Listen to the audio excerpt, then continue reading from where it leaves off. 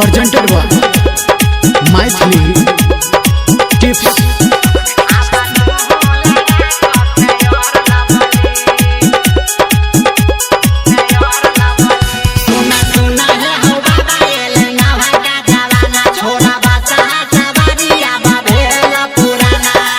कल तू भोला हो रूप बदली, कल हो बाबा तू रूप बदली।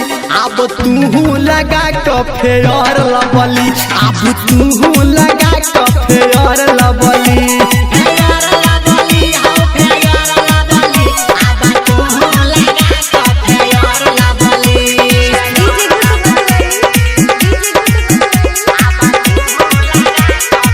माँ गायत्री रिकॉर्डिंग स्टूडियो।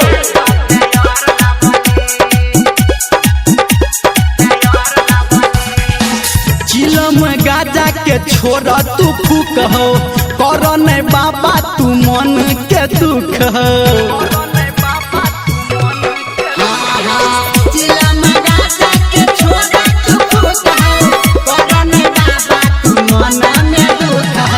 घूम घाम करो तू चारू बगली, घूम घाम करो तू चारू बगली।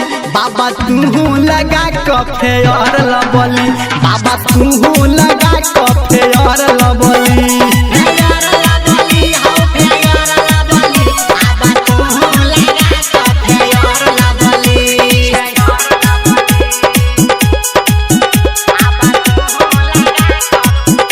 माँ गायत्री रिकॉर्डिंग स्टूडियो।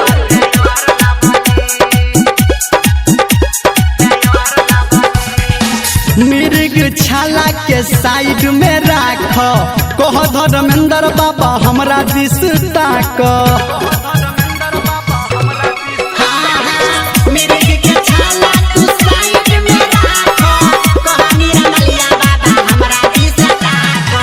कहे छो राइटर संटू बात असली, कहे छो संजय गौतम बात असली। बाबा तू लगा ले फेयर लबली, बाबा तू लगा ले फेयर लबली।